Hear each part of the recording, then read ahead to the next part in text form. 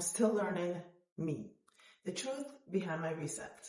Hey loves, welcome back to Vagina Therapy, the podcast. Today's episode is a little bit more personal than usual. When has it not been? I want to talk about something I'm still living through, not something I've mastered. I'm 41, and I'm only now truly getting to know myself. My likes, my dislikes, my boundaries, what I actually want, not what I was told to want. I also want to be honest about something else. My content, my voice, my life is not staged, not perfect. It's not a perfect version of anything. It's real life in progress. There wasn't one big dramatic moment where everything changed for me. It was more like slowly waking up and realizing I had been living on autopilot for a long time. I was being a good mom, a good friend, a good partner, a good everything. But I wasn't really checking in with me, not in a real way. And I think a lot of women will understand this. You can be doing everything right on the outside and still feel disconnected on the inside. At first, it wasn't loud.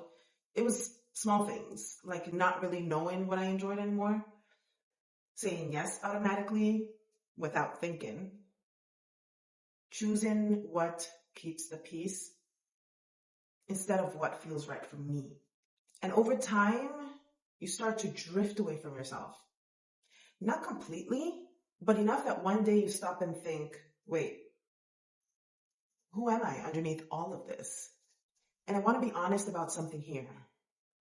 I thought that by 41, I would be settled, fully sure of myself, fully confident, fully arrived. But instead, I'm discovering things like I don't actually like everything I thought I liked. I'm allowed to change my mind. I don't have to shrink myself to be accepted, and I don't need permission to reinvent myself. And that's actually where my book came from. The 90-Day Life Reset for Women Over 35. I didn't write it because I had everything figured out. I wrote it because I didn't. I needed structure. I needed clarity. I needed something to help me come back to myself. Because it's not about becoming someone new. No. It's about removing everything that is not you. Slowly, intentionally, one small shift at a time. And I think that's what this whole journey is really about for me. Coming back to myself piece by piece without rushing it, without pretending that I have it all together, just being honest in the process. And something I've been realizing lately is this. The ones who have to survive chaos often become deeply sensitive souls. They read every room.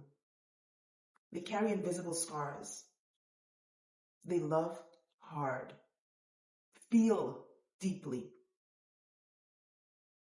and fight quietly for peace. And their anger is not always destruction.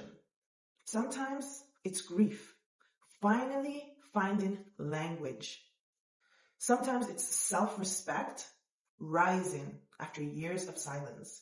And there comes a point where carrying other people's storms stops feeling noble and starts feeling heavy. That's where transformation begins. Not in pretending everything was fine, but in honoring what was injured and choosing not to live small anymore. Because what is often misunderstood as rebellion is sometimes a soul reclaiming itself. And there is nothing ugly about that. There is something beautiful about becoming too honest to betray yourself again. So if you're listening to this and you feel like you're behind in life, I want you to hear me clearly. You're not late. You are not broken. And you are not supposed to have it all figured out right now. I'm 41. And I'm still meeting myself, still learning what I like, still unlearning what I don't, still becoming more honest with who I am. And honestly, this feels like the most real chapter of my life so far. Because for the first time, I'm not trying to become who I was told to be. I'm trying to become who I actually am. And that changes everything. Thank you for being here with me today. And if this episode spoke to you, share it with someone who might need a reset too.